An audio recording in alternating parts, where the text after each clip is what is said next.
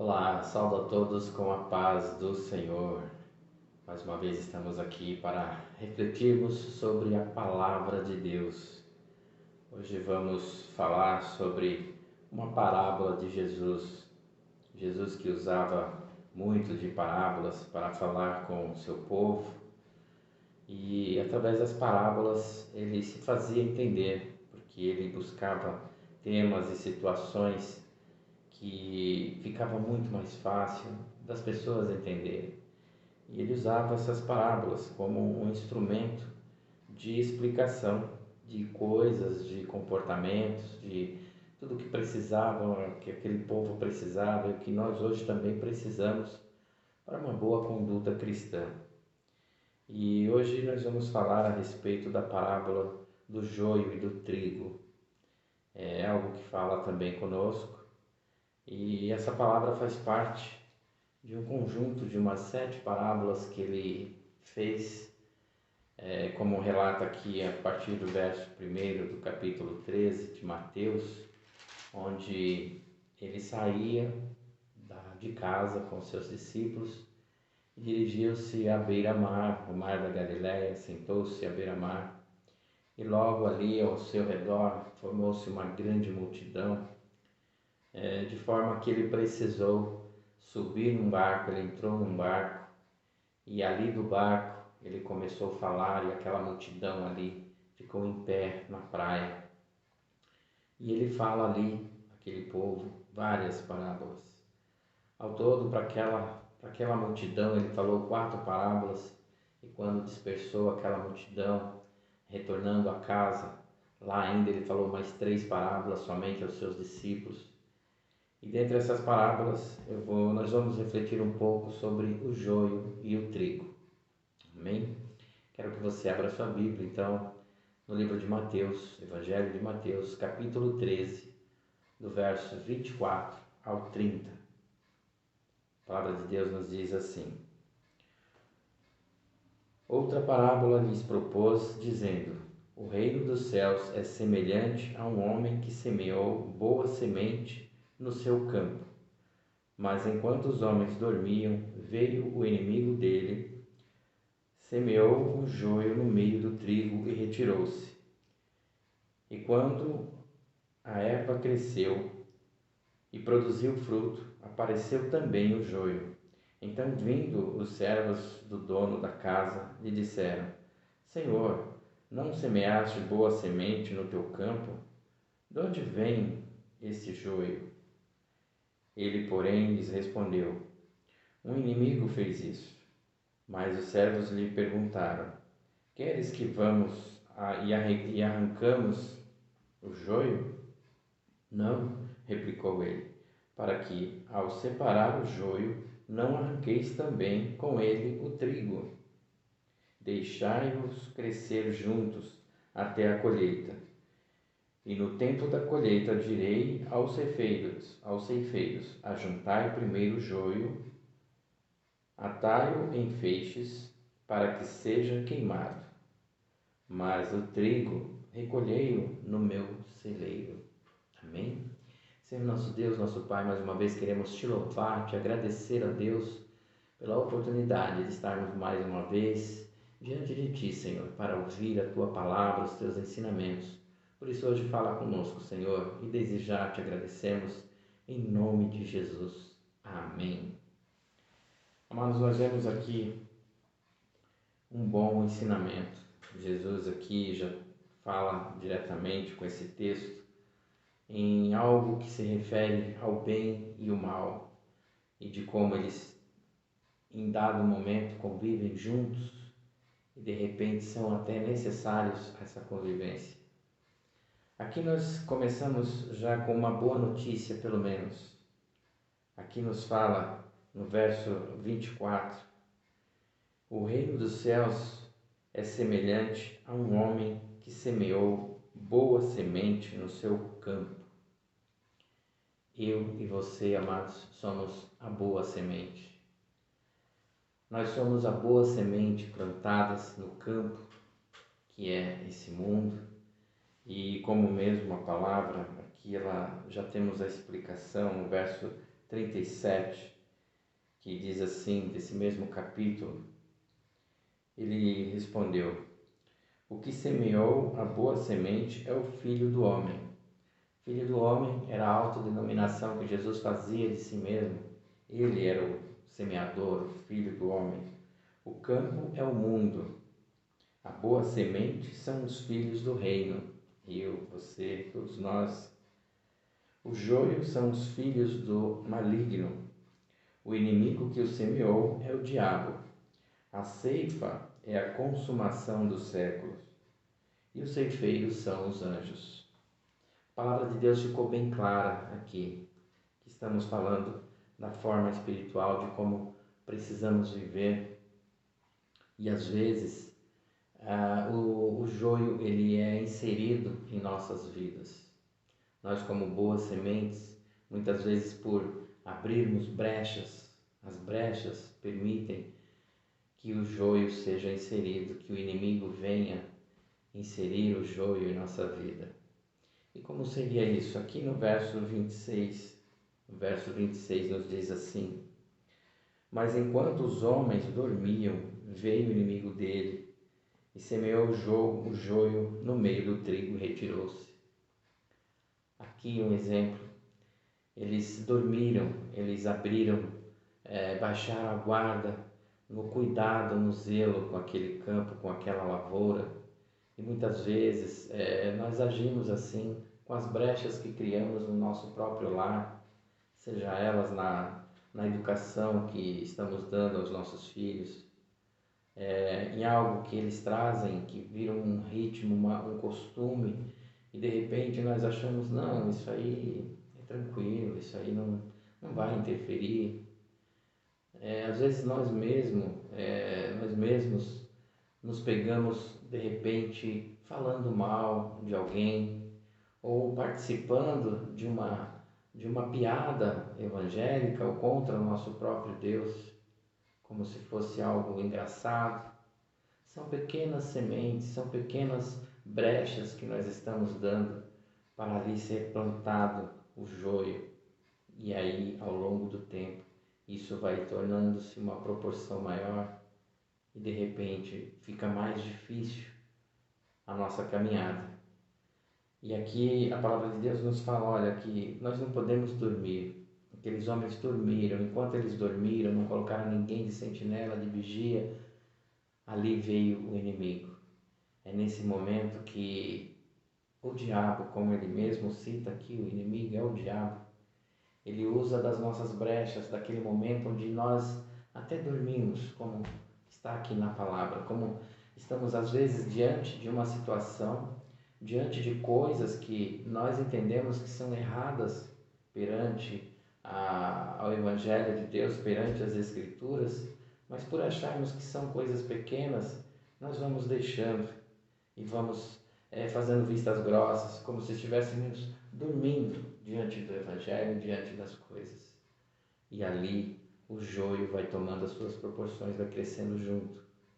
E aí a coisa vai ficando mais difícil e cada vez mais difícil. E precisamos de muita oração, precisamos de muito apoio, precisamos nos aproximarmos cada vez mais de Cristo, para que esses momentos eles sejam quebrados, para que vidas sejam transformadas.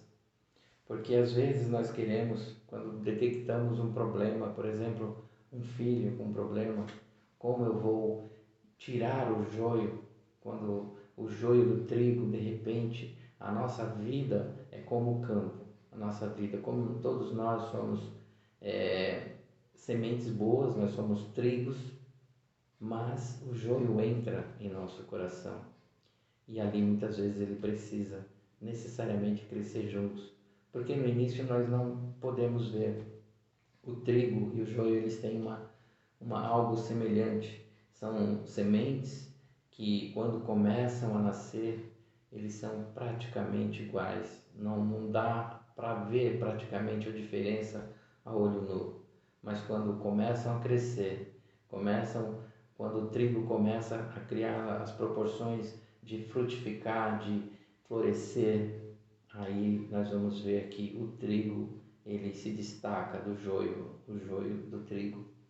E ali nesse momento foi quando os homens viram na lavoura, eles detectaram isso, o problema já estava aparente.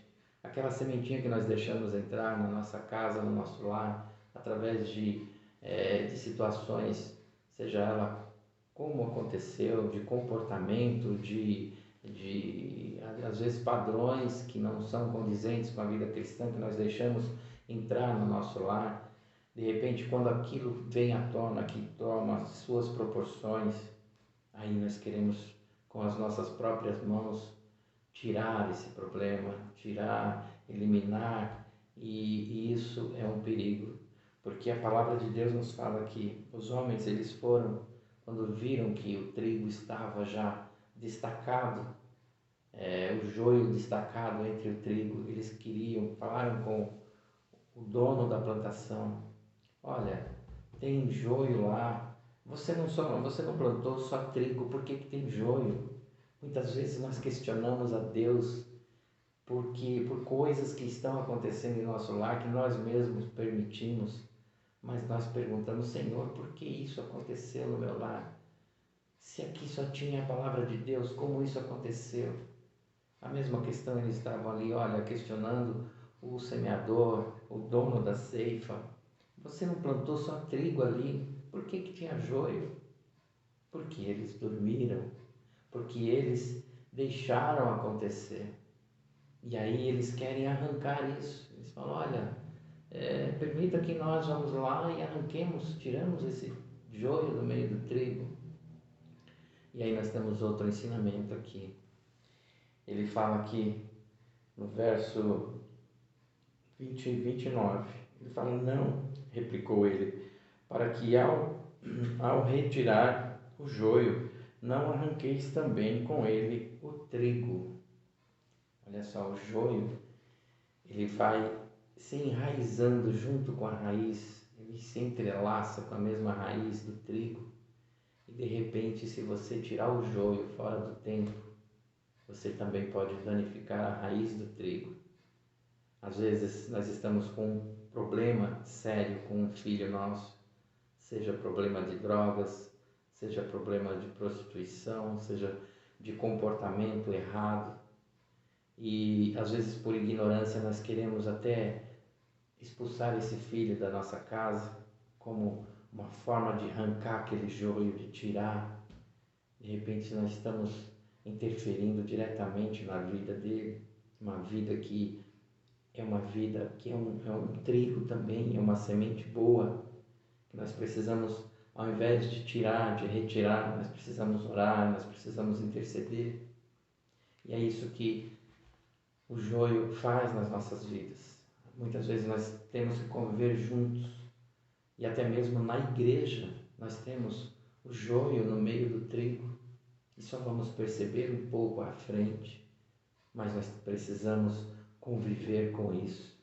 Nós precisamos ter a paciência, a longanimidade de esperar o crescimento, e ali a separação ela vai ser feita só na consumação dos séculos, como a palavra de Deus fala.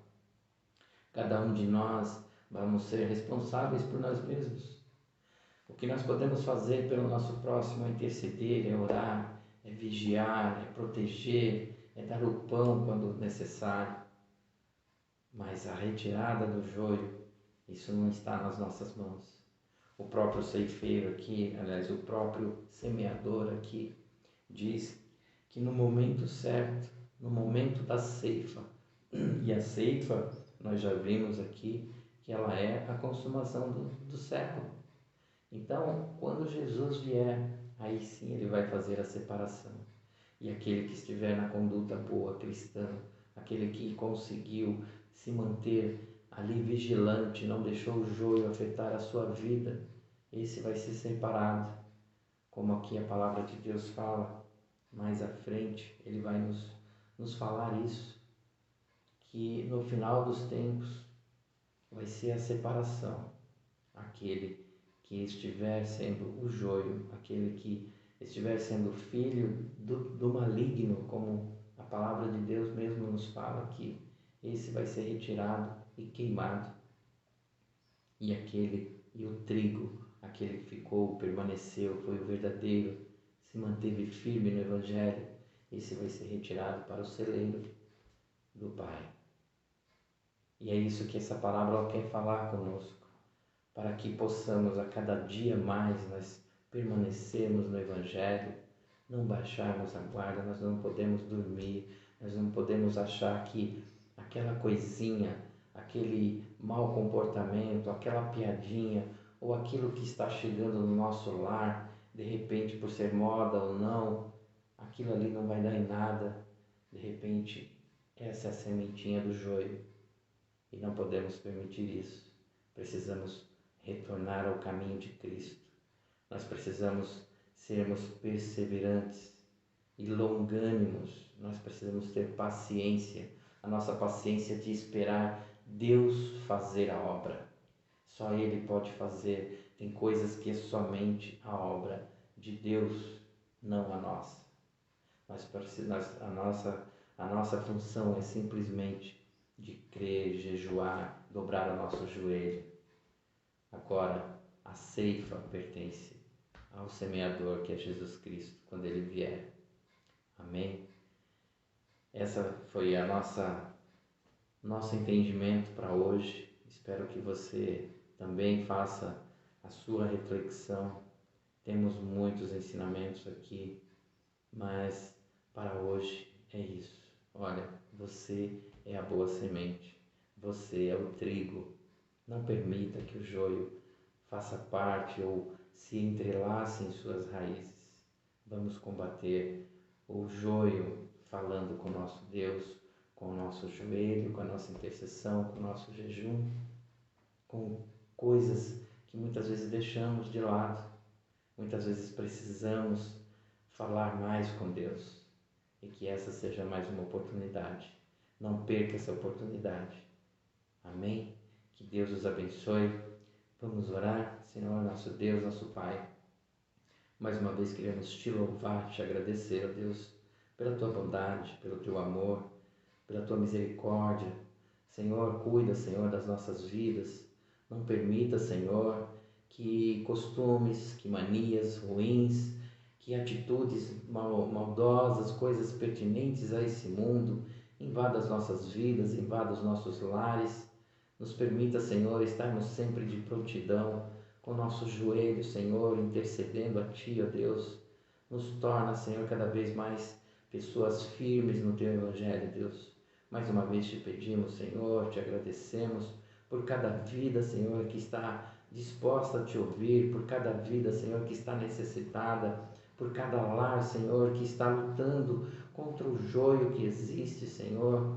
Pai amado, dá, Senhor, dá sobre nossas vidas a paciência necessária para esperar o Teu tratamento, Senhor, porque sabemos que Tu queres o melhor para cada um de nós e cada um de nós é digno, Senhor, cada um de nós é digno de perdão, é digno, Senhor, de misericórdia.